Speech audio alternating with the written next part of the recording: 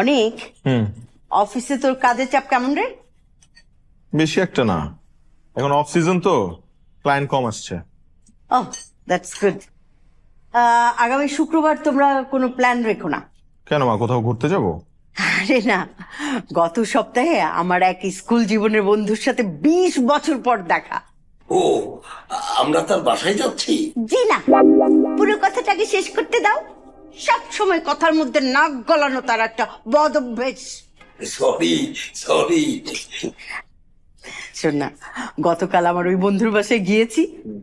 ওর একটা মেয়ে আছে, দেখলাম পরীর মতো সুন্দর।